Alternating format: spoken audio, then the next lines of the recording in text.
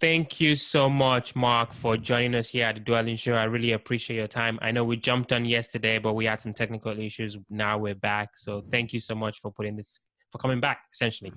No, my pleasure. Thanks so much for having me. Nice. So a little bit about Mark. Mark Podolsky was only harmed with $3,000 and a gut-wrenching fear and absolutely no real estate investing experience whatsoever when he bought his first parcel of land in 2001. Today, Mark is the owner of Frontier Properties, a very reputable and successful land investing company, and he has been buying and selling land full-time since 2001. What he does is he focuses on working smart, not just hard, and he's done about 5,000 land deals with an average, listen to this, ROI of 300% on cash flips and over 1,000% on the deals it sells with financing terms. So, Mark, I think you can do a way better job than I can. Can you tell us a little bit more about what you've been up to lately and what this all land investing business is all about? Yeah, I mean, the land investing is kind of nutty, right? But it's funny because when like even me listening to you do the bio, I'm like, this guy's crazy, 300 to 1,000%. But I'll tell you how I got started. I was an investment banker working with mergers and acquisitions with private equity groups, and so I hated it. I mean, I had long hours. I had a 45-minute commute to work and back. I was micromanaged. It was stressful. It was high pressure. And it got so bad for me that I wouldn't get like the Sunday blues, anticipating Monday coming around. I'd get the Friday blues, anticipating the weekend going by really fast and having to be back at work on Monday. So this guy at my firm tells me that he's going to these tax deed auctions. He's buying up raw land, pennies on the dollar, and he's flipping them online, and he's making an average return of 300%. So, I'm looking at companies all day long, and a great company has 15% EBITDA margins or free cash flow. Great company. Average company is at 10%, and I'm looking at companies all day long less than 10%. So, of course, I don't believe him. And I go to New Mexico. I do exactly what he says. I buy up 10 half-acre parcels for, at that time, it was $300 each. So that was my $3,000. Did exactly what he said. I put them up online the next week. They all sold for an average price of over $1,200. 300%. It worked. Wow. So I took all that money and I went to another auction in Arizona, and there's no one in the room. It's the year 2000. I'm buying up property left and right. And over the next 6 months, I sold all that property and I made over $92,000. So I said to my wife, I'm like, honey, I'm going to quit my job and invest in land full time. And she said, absolutely not. So, she's pregnant at the time and it's scary, right? So I said, fine. And I did it part-time for about 18 months until the land investing income exceeded the investment banking income. And then I quit, and I've been doing it full-time since 2001. And so the way that I do it and the way that we get 1,000% is we typically just do owner financing. So Ola, you're in Maryland, right? I am. Okay. So I look on the real property list in Texas and I say, oh my gosh, Ola Dantis owes $200 on this 40-acre parcel in Texas. So it's telling me two things. Number one, you're distressed in some way. Either you don't want the property, you don't like the property, because we don't pay for things we don't value, right? The second thing is I know you have no emotional attachment to that raw land. You're in Baltimore and the property's in Texas. So what I'll do is I'll look at the comparable sales for the last 12 months. I'll take the lowest comparable sale and I'll just divide by 4. And that gets me what Warren Buffett would call a 300% margin of safety. And then I would send you an actual offer for that property. So in our example, let's say it's $10,000. The most I'll pay for your property is $2,500. Now, 3 to 5% of people will accept this quote unquote top dollar offer, right? So now I've got your 40 acres for $2,500. And then I'm going to then go, well, before I do that, I'm going to go through due diligence. Number one, I want to make sure you actually own the property. Number two, I'll make sure that the back taxes are only $200. Number three, I'll make sure there's no liens or encumbrances. Number four, I'm gonna make sure there's no break in the title chain. So I'm gonna go through this whole checklist, and then I'm gonna buy the property. Now that I own it, I have a built-in best buyer. And this is where land has the greatest advantage over every real estate niche. Do you know who my best buyer is? No. The neighbors. The neighbors. So I send out neighbor letters saying, hey, look, before I go to the open market, here's your chance. Protect your privacy, protect your view, expand your holdings. So oftentimes they'll buy the property just out of, fear. Now, if they pass, we'll go to our buyers list. The buyers list passes, we'll go to a little site you probably never heard of called Craigslist. And then, another little site you probably never heard of called Facebook. And with software, we automate it. So I can put out about 128 ads by pressing a button. And then we'll sell that property in 30 days or less. And the way I love to sell it is what I call the ultimate subscription model. So using our example, I'll get $2,500 as a down payment. And then I'll owner finance that property, the new buyer, at say a car payment, let's say $499 a month at 9% interest over the next 10 years. So now I've got a passive income stream of $499 a month for the next 10 years. I don't have to deal with renters, rehabs, renovations, or rodents. Because I'm not dealing with a tenant, I'm exempt from Dodd-Frank, RESPA, and the SAFE Act, or any of this onerous real estate legislation. And basically the game we play then is, can we create enough of these notes where our passive income exceeds our fixed expenses, and then we're working because we want to, not because we have to. And we get out of what we call solo economic dependency. I love that. And I saw that also as well, the solo economic dependency. So can you first elaborate on what that actually means? So solo economic dependency means that if you yourself are not working, you're not generating any income, right? So, we can see an example. Let's just pick on the dentist, right? Hands have to be in somebody's mouth to generate any income. Lawyers have to bill hourly. They're trading dollars for hours, right? There's no passive income. Freelancers, web designers, graphic designers, anyone with a job, right? They don't show up to their job, they're not going to get a paycheck. But what happens is with solo economic dependency, you're taking a tremendous amount of risk, right? Anything could happen. You could get hurt, right? What happens to that dentist that breaks their hand? What are they going to do for income? What happens to the person that gets downsized from their job? That can happen any minute. So to have this alternative income stream on a passive basis, I think today is one of the most important things that you can be looking at to secure your financial future, as well as just having, an amazing quality of life. Wow. Okay. So every time, I think I also interview Whitney Nicely, and she also buys a lot of land. Mm-hmm. And every time I hear land, or maybe some of our Dwell listeners can also share with me as well, is, apart from those that are buying the land close to their home for their privacy, why would anybody else buy land? Yeah, it's crazy. There are billions of acres of land available. There's 3,007 U.S. counties. There is a lust for land in this country that is hard to really experience until you've experienced it.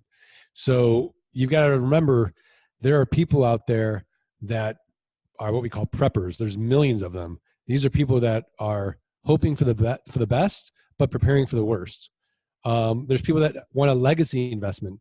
Like Ted Turner said, buy land. It's the only thing that lasts, right? It's going to outlive all of us. That's why you can't depreciate raw land. It lasts forever. There's people that don't like people. They want this raw land. There's military people. So they don't have any restrictions. So it's, what I call it man jewelry, right? Like my wife has earrings. She can't even see what the earrings look like on her ears, but she loves them. She loves the way it makes her feel. And men, they want a piece of the earth. They want raw land. It's like this American ideal. You got to own your own land. Fascinating. That is just interesting. So what's the kind of land that is most in demand right now? Just So curious. I only focus on the Southwest, Northwest, and Florida. I mean, let's face it, nobody wakes up and thinks to themselves, boy, I'd really like some raw land in Minnesota today, right? Unless you live in Minnesota.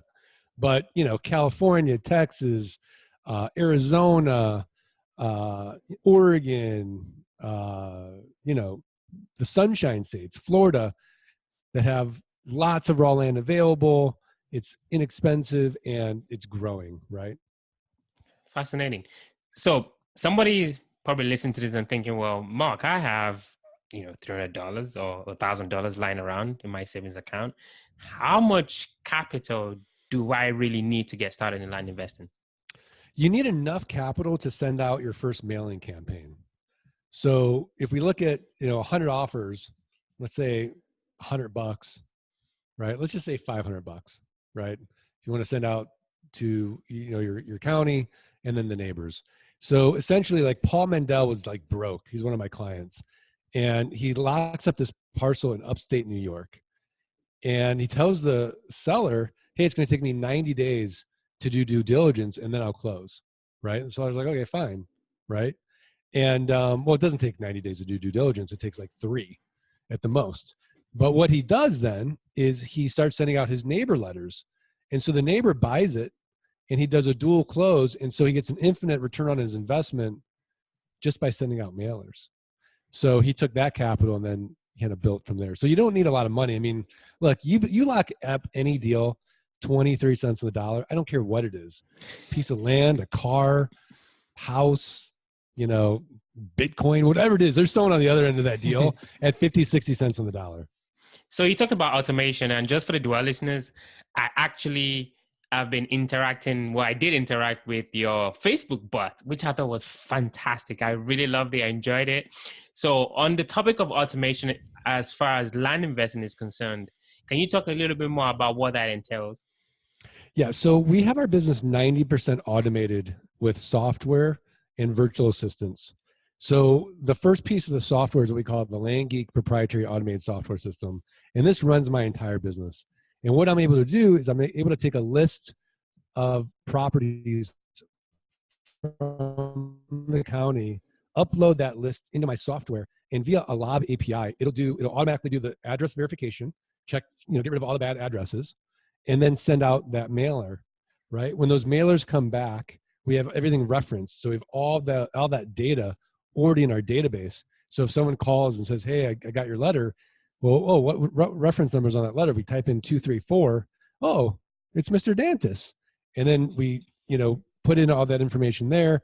We go through our due diligence checklist, and then it just kind of pushes through the entire process all the way to the sale, at which point we go into another software program called geekpay.io, which is a set it and forget it system. So we get our down payment, and then it automates collecting the payments every single month via ACH. If the ACH fails, it'll collect via credit card plus 3% transaction fee as a penalty. So we're really assured of getting our money unless they're really just, dead broke, right?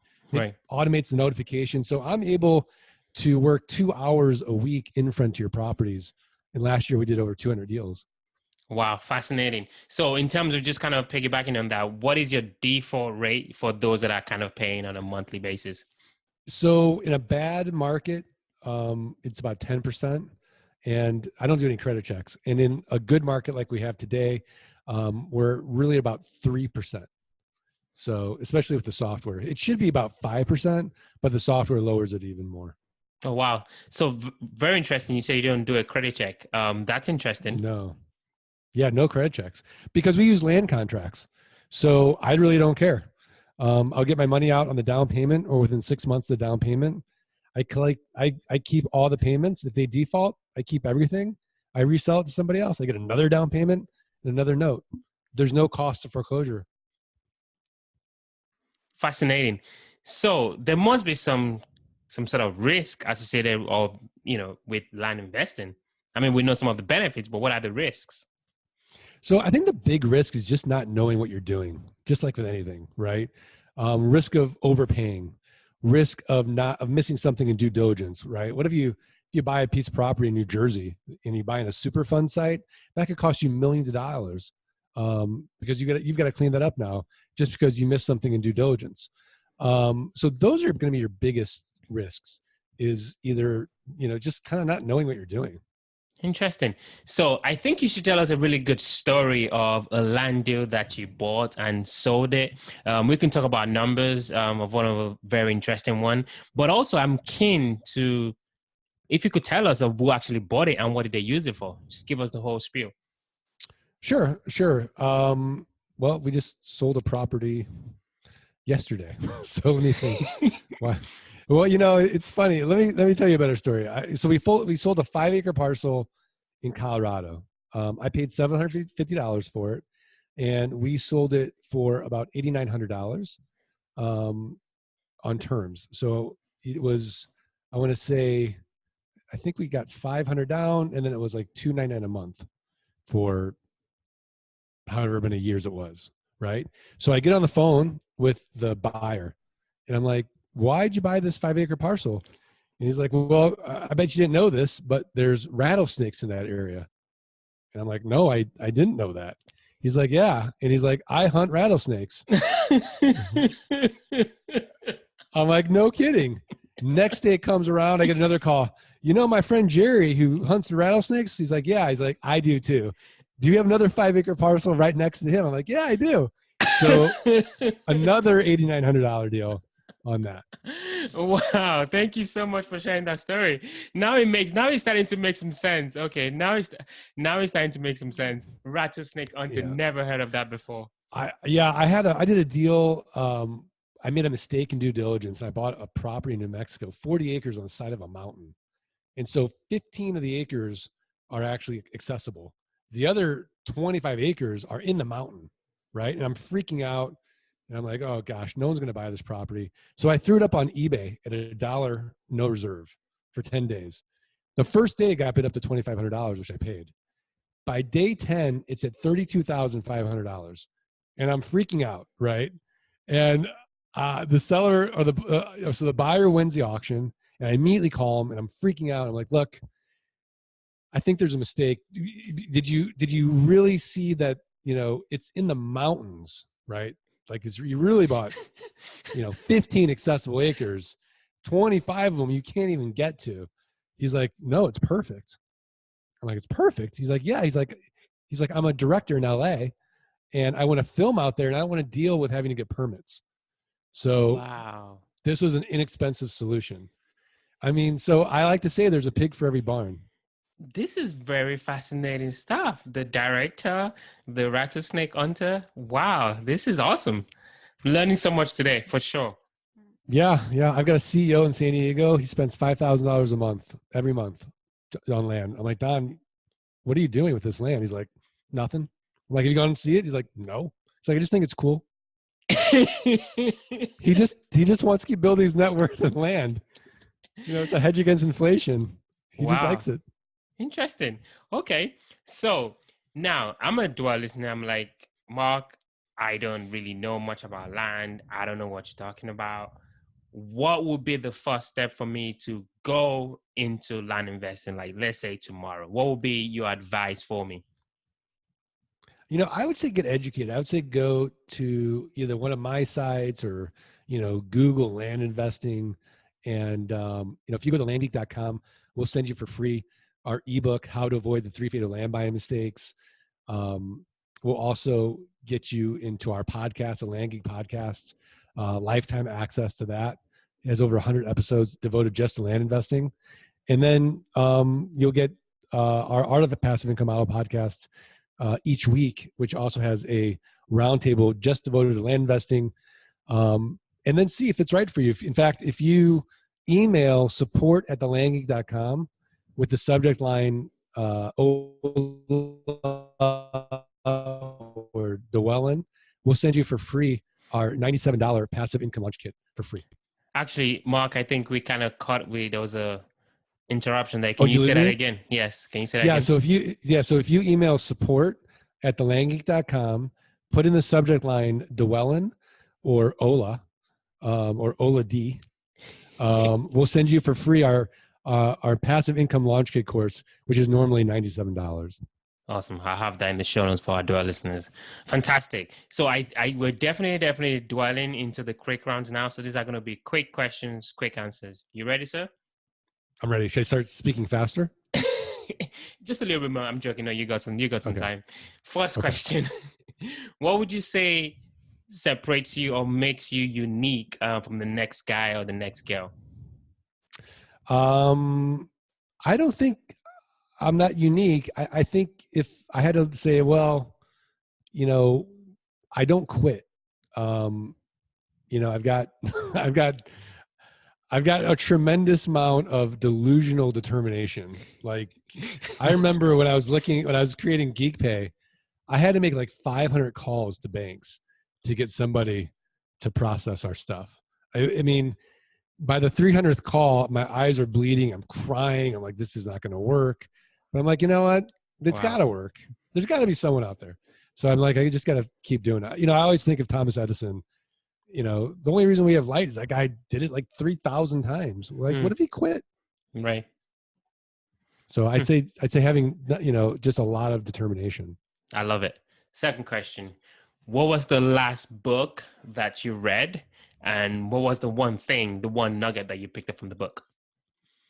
So the last book, so I'm always reading. And let me see, I'll tell you, the book that I just finished is Grit by Angela Duckworth. And I would say that the one nugget that I took away from it was that talent is overrated, and that you can learn grit. And it's a skill that you can practice just like anything else. Fascinating. Fascinating. Last question. So you're buying land, you know, you're selling it to rattlesnake hunters, you're selling it to CEOs, you're selling it to directors out in California. You've got Land Geek, you're automating your business, you've got all these activities going. What do you do for fun? So, you know, Mondays and Fridays are what I call my terminal days. So I don't work Mondays or Fridays. And I'll wake up, I'll, you know, meditate, I'll work out, I'll take the kids to school. And then after I get the kids to school, I tell my wife, let's go get some coffee. We'll go have coffee, we'll have breakfast. Then maybe we will hang out together. If not, I'll meet a buddy, I'll go see a movie. But I pretend like if this is my last day on earth, what I want to do. I'll read a book, and then I'll pick up the kids from school. And then it's kind of just, you know, family time. Like, I just want to, what can I do to deepen my relationships? So if I die that day, I feel pretty good about dying. I usually want a good meal, you know? And that's kind of it. So I'll do that Mondays and Fridays, and then Tuesday, Wednesday, and Thursday. You know, I have time themed days. So Tuesdays, my podcast days. Wednesdays are my meeting days with my team. And then Thursdays are my client meeting days. And if you get me any other time before, you know, you got lucky, basically. Wow. Awesome. Yeah. I'm somewhat lucky. Thank you so much. Yeah. See, there you go. Mark, it's been an absolute pleasure. I've learned a ton. I'm definitely pumped about land investing. Believe it or not, for the record, my wife always tells me, why don't we buy land? Why don't we buy land? And I'm like, looking at her, why do you keep saying land? But I think I might be listening to her now. So thank you so much. I've learned a ton. Real last question. Where can the Dwell listeners really go to find stuff about you? Yeah, I think the best place to go is thelandgeek.com. Okay, awesome. Fantastic. Yeah. We have that in the show notes too. Thank you so much, Mark. Have a lovely day. Thanks, Arlo. You too.